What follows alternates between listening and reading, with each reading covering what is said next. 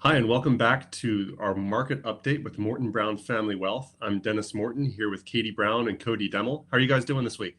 Great. Good. Yeah. Good. We're coming off of Memorial Day weekend. It's the week of May 25th. And today we're going to talk about active investing versus passive investing and what's happening with advisors moving their clients into more active management. We're also going to talk about how people are spending their stimulus checks, and then finally, annuities and the cost of buying into safety.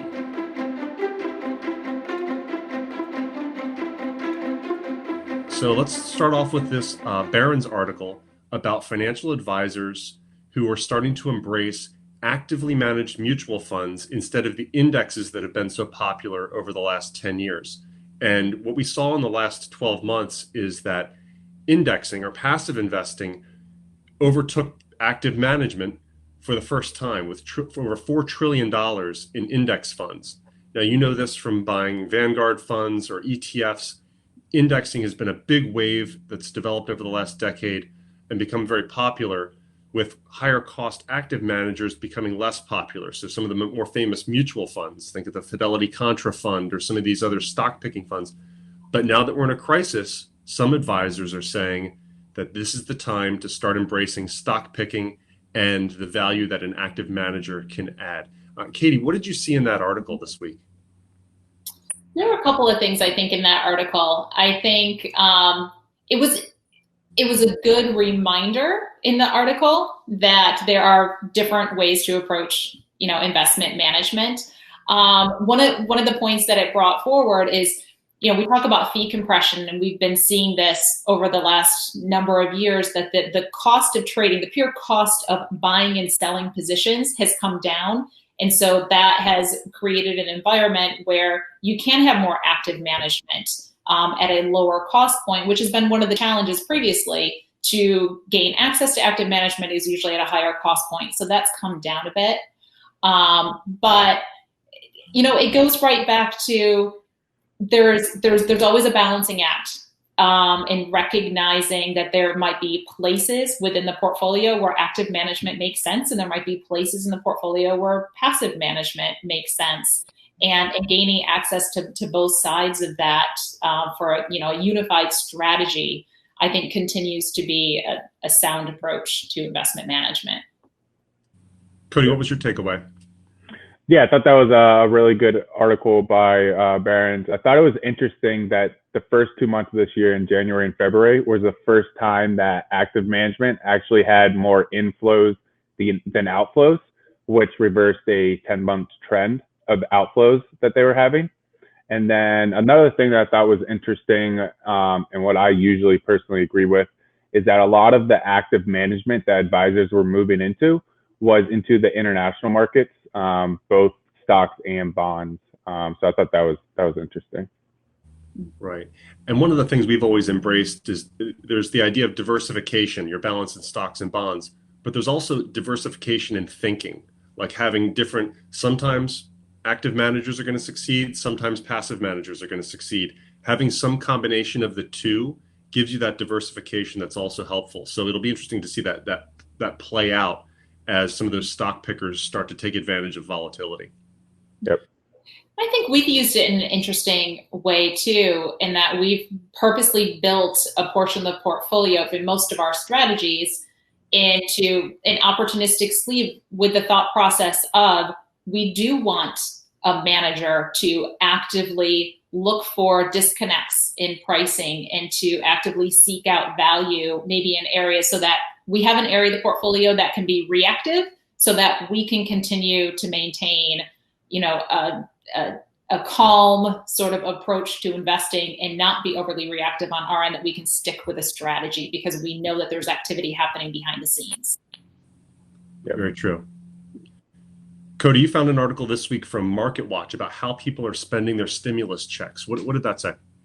Yeah, so that was another interesting article by MarketWatch that went over how they were spending the stimulus spending, which was interesting because when you think of stimulus spending, you think it's to stimulate the economy. But the way they were actually using it to spend, 30% of it went to bills that were needed to be paid. 10% for essential spending, and only 3% of it were for non-essential items. So I just thought that was really interesting to see how they were spending the money that they got from that stimulus check. Right. We think of that velocity of money, how a dollar received into a household has to course through the economy. But it looks like people were, as you said, um, filling the gaps, saving a little bit more, but it wasn't coming back out of the household in a way that might create that effect. So it's really people were hunkering down a little bit. Katie, what did you say? Yeah, I thought that was interesting too. And the planner in me totally appreciates that. I appreciate that the consumers are saying, all right, how can I better position myself in my balance sheet during this time? How can I, better prepare for if there is another leg down or there's another challenge out there. So that piece of me, just like I said, completely appreciates that mindset and that prudent approach to the monies coming in. But then the other side, you feel for the small business, especially the small businesses, and you hope that there is the opportunity to increase some of that discretionary spending a little bit more to support the businesses that are out there. So I get a little torn. And also, it's interesting to look back over the last even 12 months ago, even 6 months ago. It was the consumer that was driving economic growth. And now that same consumer is very much turned inward. And in order to get back to where we were, there's going to have to be some reopening and outward expansion of those dollars, because that's what the economy was thriving off of through the end of 2019. Yeah, I believe it was 70% of GDP was driven by consumer consumption. Absolutely. So last one I'm going to talk about is a little bit of a controversial topic among advisors and among our clients, which is annuities and how we achieve safety. We wrote this week in our blog about some of the pros and cons for annuities, but why also they might be attractive right now. So an annuity is a contract between an individual and an insurance company where the insurance company is going to guarantee a stream of income for the rest of your life in exchange for a lump sum or a series of payments. So there are trade-offs that come along with that and costs, and that's what's created some of the controversy. Katie, why would somebody be interested in buying an annuity right now? Why would we potentially see a lot more interest in something like that? Well, we're just coming off of a significant drop in the market, significant sell-off in the market. We've had a nice rebound from the bottom of that, but with so many years of just a pretty smooth trend up, to have a quick drop is scary. It's really scary. So I think people are seeking that safety. They want to know, especially if they're nearing retirement, in retirement, they want to know, am I going to have the income stream available to me? And I think that's the other thing too, is that, we get conditioned to receive a paycheck and to have that predictable income coming in. And sometimes it's difficult to see to the other side of retirement and to see how that is going to take shape and in what form it's going to take. So I think the combination of the two really does make for an annuity to look enticing at this time. Yeah, one of the most frequent questions, and something that we underestimate as planners sometimes, is the question that comes, how does this all turn into a paycheck for me? And I think for an annuity, it's a concise answer. You turn over this amount, you get this amount guaranteed. That makes a lot of sense. It's the trade-offs, things like expenses. I mean, it's one thing to invest. We just talked about low-cost investing, how fees have come down. Inside of an annuity, you have the fund expenses, which could be as much as 1%. You have the mortality and expense charges, which can be as much as 2 or 3%. Then you have sub-account fees and riders, any other thing. You could be talking 3 or 4% for an investment vehicle. So your guarantee is coming at a pretty steep cost. One other thing about annuities that does make them challenging is the way that they are bought versus sold. Katie, what have we seen about the way annuities kind of make it into an investor's portfolio? Yeah, I think sometimes it's a little frustrating, but oftentimes we see the individual, the insurance salesman, for instance, saying, hey, I have this great product, and if you commit to this, if you want to purchase this product, then you can have access to an advisor, then we can create a financial plan, and then we'll figure out how that product fits into your plan.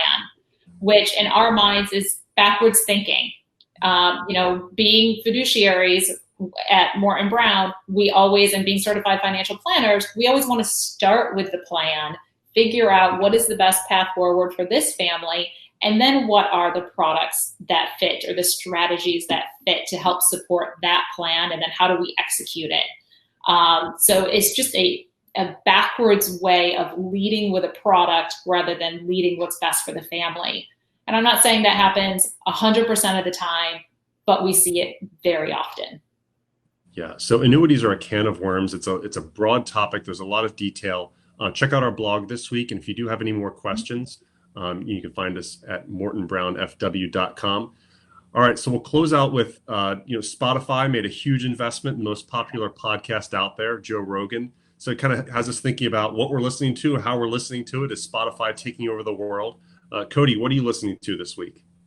I actually have not signed up for Spotify yet, but I am listening to country music on Pandora so far, getting into the summer spirit. So very good, very good. Katie, how about you? Yeah, I'm going to say if I'm podcasting, I tend to listen to a lot of business podcasts. But if I just want a brain break and want to just listen to something for pure entertainment, I'm a Pandora girl. I love rock. And if I happen to have my daughter in the car, then we'll probably listen to Kids Bop. So very good. So my podcast discovery this week, thanks to my brother for sharing, is Wind of Change, which the setup is it's the 1990. The Soviet Union is on the brink of collapse. The Berlin Wall has come down. And one of the most popular songs in the world is Wind of Change by the Scorpions. Except what if the Scorpions didn't write Wind of Change? It was written by the CIA. So that had me. It was the song that was played at the end of my 8th grade dance. So I bought it hook, line, and sinker. Fascinating story about a psychological operation that may or may not have happened. So check it out on your favorite podcast channel, Wind of Change. Kind of an interesting historical musical convergence. So I'm going to share that one with my husband. He will. Yeah. Very, very good. All right, guys. Thanks so much. Feel free to reach out if you have any more questions or if there's a topic that you'd like to hear us cover in a future market update. Hope you all have a great week. Take care. Take care.